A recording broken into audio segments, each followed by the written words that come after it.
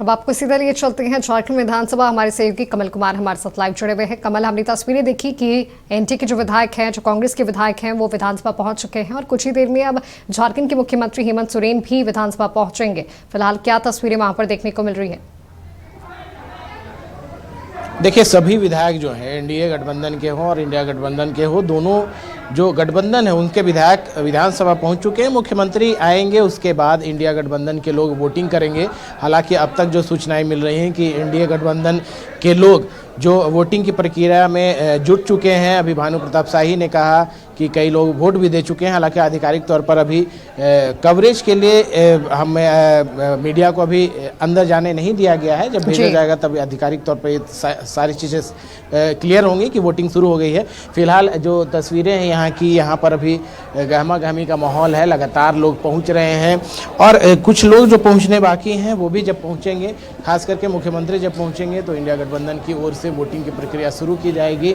और दूसरी तरफ एनडीए गठबंधन के लोग भी यहाँ पहुंचे हैं। सबसे अहम बात ये रही माधवी कि 2 नंबर गेट से इंडिया गठबंधन के लोग पहुंचे यहाँ और 4 नंबर गेट से एनडीए गठबंधन के लोग पहुंचे हैं। दोनों अलग अलग बसों से पहुंचे थे। एक गेट से दोनों के जो इंडिया गठबंधन और इंडिया गठबंधन के लोग इंटर नहीं किए, दोनों अलग अलग गेटों से इंटर किए। तो कहीं ना कहीं जो 2 नंबर गेट से घुस रहे हैं वो इंडिया गठबंधन के समर्थक हैं और जो 4 नंबर से जा रहे हैं वो एनडीए के समर्थक है। तो कहीं ना कहीं ये अभी गहमा गहमी का माहौल है।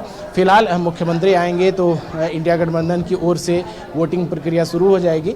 और अब तक जो स्थितियां हैं कि 24 जो विधायक हैं एनडीए गठबंधन की ओर से, जो लोग हैं, सभी समर्थक हैं जो परिमल नाथवानी के, वो सभी पहुंच चुके हैं। जयराम महतो अभी तक नहीं पहुंचे हैं। उनके आने के बाद ये भी साफ होगा कि वो किस गेट से इंटर करते हैं। ये एक अहम बात होगी।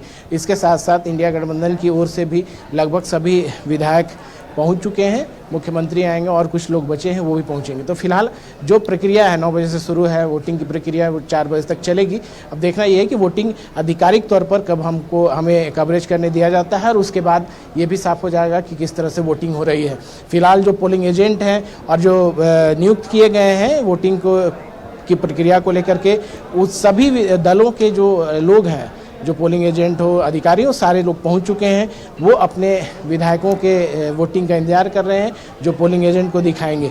देखना ये अहम होगा कि जिस तरह से भाजपा ने समर्थन किया है परिमल नाथवानी को, आंकड़े कम हैं फिर भी जीत का दावा कर रहे हैं। ये देखने वाली बात होगी कि क्या कुछ रिजल्ट आते हैं। फिलहाल 56 वोट जो इंडिया गठबंधन के दोनों प्रत्याशियों को चाहिए वो है उनके पास, लेकिन जो वोटिंग होगी उसके बाद जो काउंटिंग होगी, क्या कुछ रिजल्ट आता है, ये देखना अहम होगा। बैद्यनाथ राम तो जाहिर तौर पर वो जीत कर आएंगे, लेकिन दूसरा सीट जो है वो दिलचस्प होना है। जो वोटिंग है, जो चुनावी लड़ाई है, वो दिलचस्प देखने को मिलेगी। जो अंकगणित क्या होता है भाजपा के समर्थन के द्वारा जो एनडीए का समर्थन है, उसमें किस तरह से इस अंकगणित को बैठाया जाता है परिमल नाथवानी के पक्ष में, ये देखने वाली बात होगी। दिलचस्प भी होगा रिजल्ट जब आएगा।